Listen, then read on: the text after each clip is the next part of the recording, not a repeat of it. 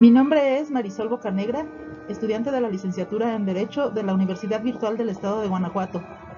Número de matrícula 22027391. Actualmente estudio el módulo Derecho de Personas y Familia y este es el desarrollo del reto 2, la personalidad y su validación ante el registro civil. El asesor educativo es la licenciada Cintia Montserrat Zacarías López. Para el desarrollo del reto, me pide hacer una introducción y en ella especifico lo que voy a desarrollar.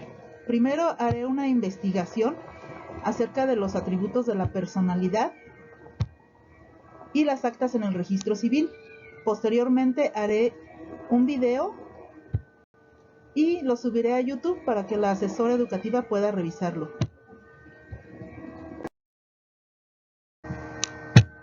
¿Quiénes son las personas? Personas somos los seres humanos, pero en el ámbito jurídico, por el solo hecho de serlo, tenemos derechos y obligaciones, como lo veremos más adelante.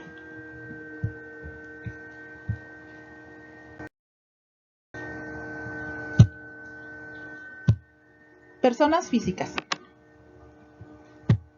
El artículo 20 del Código Civil para el Estado de Guanajuato establece que son personas físicas los individuos de la especie humana desde que nacen hasta que mueren. Igualmente, el artículo 23A del Código Civil para el Estado de Guanajuato establece: toda persona física tiene derecho a su identidad y el Estado está obligado a garantizarlo. La identidad de una persona se encuentra conformada por un nombre propio, así como por su historia filial y genealógica, el reconocimiento de la personalidad jurídica y la nacionalidad. De acuerdo con lo anterior, todos los individuos de la especie humana somos personas, y como lo expresa el autor Rafael Rojina Villegas en su libro Compendio de Derecho Civil, en el derecho existen personas físicas. Son personas con carácter individual.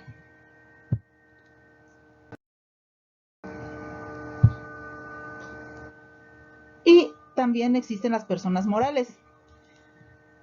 Son las sociedades, asociaciones, personas colectivas. En tal carácter, ambas personas, físicas y morales, son sujetos de derechos y obligaciones, como lo establece el artículo 24 del Código Civil para el Estado de Guanajuato, que a la letra estipula: son personas morales la nación, las entidades federativas y los municipios, las corporaciones de carácter público y las fundaciones reconocidas por la ley, las asociaciones y sociedades civiles y mercantiles, los sindicatos y demás asociaciones profesionales a que se refiere la fracción 16ª del artículo 123 de la Constitución General de la República, los ejidos y las sociedades cooperativas y mutualistas, las asociaciones distintas de las enumeradas que se propongan fines políticos, científicos, artísticos, de recreo o cualquier otro fin lícito, siempre que no fueren desconocidas por la ley. Todas las agrupaciones a las que la ley reconozca ese carácter.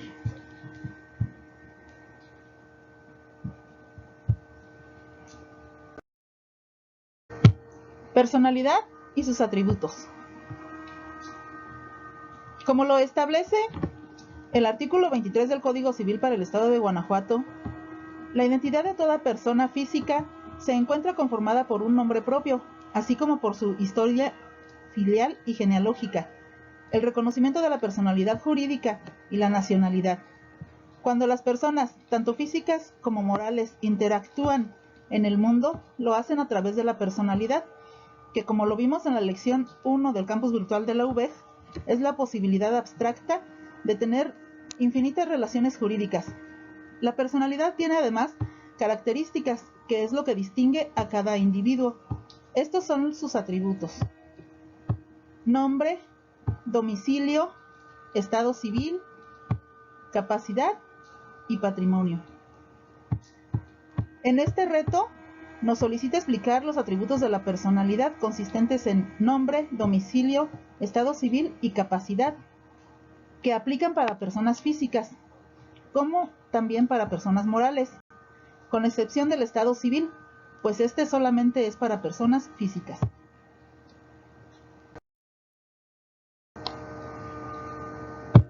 El primer atributo de la personalidad es el nombre. Es lo que permite a los individuos diferenciarse de los demás y nos da identidad. En nuestro sistema jurídico, el nombre lo adquirimos por el reconocimiento que hacen nuestros padres y se conforma por el nombre propio que ellos nos ponen y posteriormente por el apellido paterno y materno. En México, cada estado regula sus reglas de registro a través del Código Civil, por lo que hay ya algunos estados que permiten poner primero el apellido materno y luego el paterno. Nuestros nombres se legalizan cuando nuestros padres realizan la inscripción de nuestro nacimiento en el registro civil y es cuando nos es expedida el acta de nacimiento. Esto aplica para las personas físicas. Ahora bien, para el nombre de las personas morales, estos hacen una solicitud a la Secretaría de Economía para uso de denominación o razón social. Después de la denominación se agrega la modalidad de ley o el tipo de sociedad que le corresponde. De acuerdo con las leyes, una sociedad puede ser regida por el Código Civil, por la Ley General de Sociedades Mercantiles, la Ley del Trabajo, etc. Depende de la ley que regule el objeto social para la que fue creada la sociedad. Por citar algunos ejemplos, vemos la asociación civil. Estas son sin fines de lucro y están regidas por el Código Civil. La sociedad anónima de capital variable son sociedades mercantiles.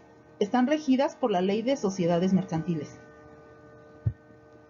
La sociedad anónima promotora de inversión son creadas por la Ley del Mercado de Valores. Y la sociedad cooperativa de ahorro y préstamo, creadas por la Ley de Sociedades Cooperativas, por citar algunos ejemplos. Para legalizar su nombre, las personas morales acuden ante un notario público para constituir su sociedad. Este, en su escritura pública, refiere el permiso que les otorgó la Secretaría de Economía para el uso de la denominación.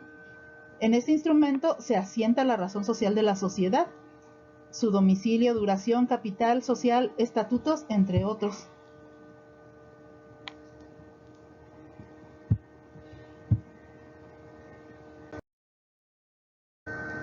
Otro atributo de la personalidad es el domicilio.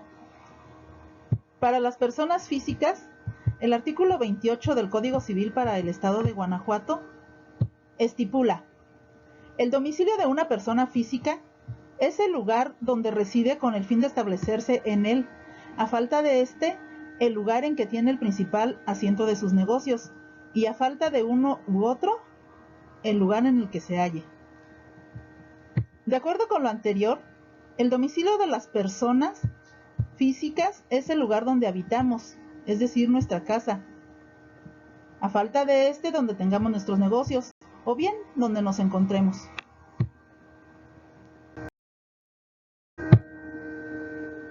Por lo que respecta al domicilio de las personas morales, este igualmente está establecido en el acta constitutiva de la sociedad. Por lo general es el local principal donde realizan su actividad comercial. Esto es para el caso de que sean residentes del país. Y cuando son residentes extranjeras y tienen varios establecimientos, el domicilio social será el lugar donde se encuentre la principal administración del negocio en el país. Otro atributo de la personalidad es el estado civil, que de acuerdo con el autor Rafael Rojina, el estado civil de una persona consiste en la situación jurídica concreta que guarda en relación con la familia. El estado civil o de familia se descompone en las distintas calidades de hijo, padre, esposo y pariente por consanguinidad, por afinidad o por adopción. Es decir, que nuestro estado civil ante la sociedad nos muestra qué cualidad poseemos: padre, hijo, casado, soltero. Por otro lado, existe también el estado político, que es nuestro estado frente a la nación.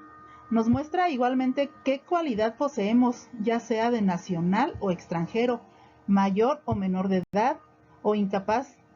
Por ese estado nos damos cuenta cuáles son las obligaciones y derechos que tiene una persona.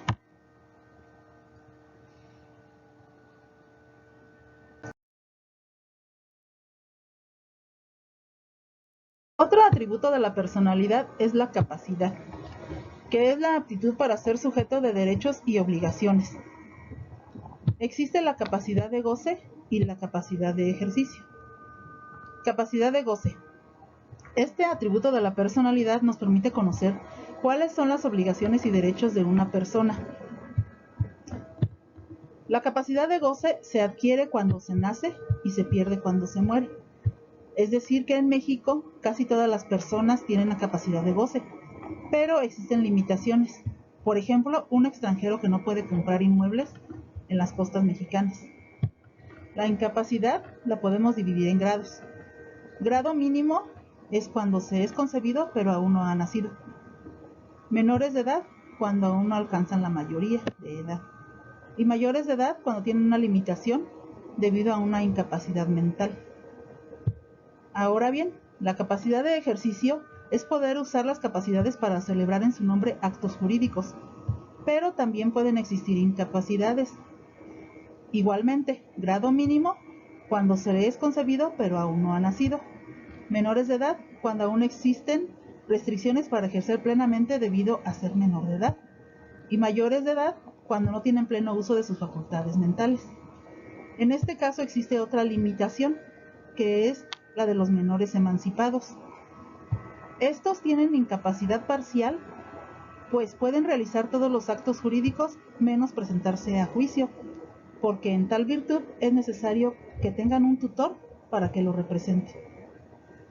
Ahora bien, ya vimos cómo la personalidad permite realizar actos jurídicos, pero figuras para ejecutar actos legales a nombre de otra persona. Esto puede hacerse por medio de representación, mandato o poder. La representación es cuando por mandato de ley se le faculta a una persona para actuar a nombre de un incapaz. Esto se da en la patria potestad y en la tutela. El mandato es un contrato bilateral donde el mandatario se obliga a realizar los actos jurídicos que el mandante le encargue. Esto está establecido en el artículo 2056 del Código Civil para el Estado de Guanajuato. Y el poder, igualmente el Código Civil para el Estado de Guanajuato, en su artículo 2064, establece 3 tipos de poderes. Para pleitos y cobranzas. Esto es para poder representar en toda clase de juicios y además realizar cobranza. Actos de administración para facultar a los abogados a administrar bienes. Y actos de dominio. Este otorga la capacidad de goce de los bienes en cuanto a los derechos, es decir, que puede transmitir la propiedad de un bien por medio de la enajenación, donación, etc. O igualmente lo puede hipotecar.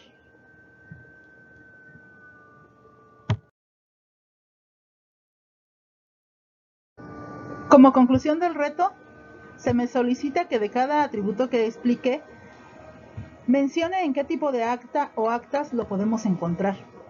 El primero que vimos fue el nombre, que está formado por el nombre propio que nos ponen nuestros padres y sus apellidos, paterno y materno. Este atributo, para el caso de las personas físicas, lo encontramos en nuestra acta de nacimiento, y para el caso de las personas morales, que es el permiso que nos dio la Secretaría de Economía para constituirla, lo encontramos precisamente en la escritura pública que levantó el notario y que es el acta constitutiva de la persona moral, donde aparece la razón social que se debe de utilizar. Este instrumento se inscribe en el Registro Público de la Propiedad y del Comercio.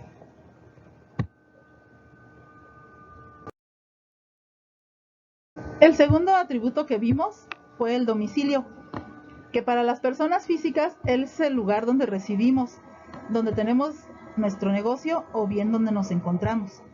En México tenemos la credencial para votar que expide el Instituto Federal Electoral. En él consta nuestro domicilio. Para las personas morales es el local donde tienen la principal administración de sus negocios.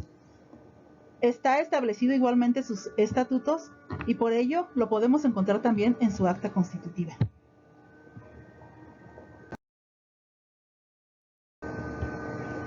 El tercer atributo que vimos fue el estado civil. Este corresponde solamente a las personas físicas. El estatuto que tenemos frente a la familia y la sociedad, nuestra calidad de padre, madre, soltero, casado, etc., lo encontramos en un acta de matrimonio o bien el acta de divorcio.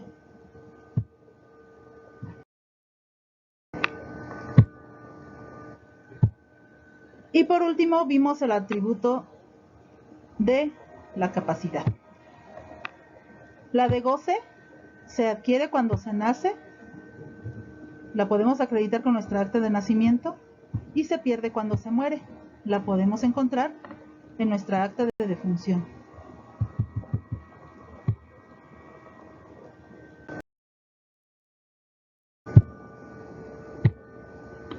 Capacidad de ejercicio. Podemos acreditar nuestra capacidad de ejercicio con el acta de nacimiento. Con ella podemos acreditar, por ejemplo, nuestra mayoría de edad. Y los padres que tienen hijos menores de edad pueden acreditar también con ella que tienen el ejercicio de la patria potestad sobre su hijo. Además, existen otras inscripciones en el registro civil que son determinadas por los jueces, como la adopción, el reconocimiento, la tutela, la declaración de ausencia,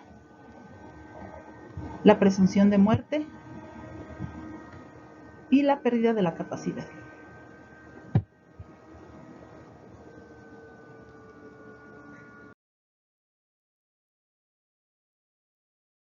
Presentación, me permito compartir las referencias que me ayudaron en el desarrollo del presente trabajo, no sin antes agradecer el favor de su atención. Soy Marisol Bocanegra, estudiante de la licenciatura en Derecho de la Universidad Virtual del Estado de Guanajuato. Gracias.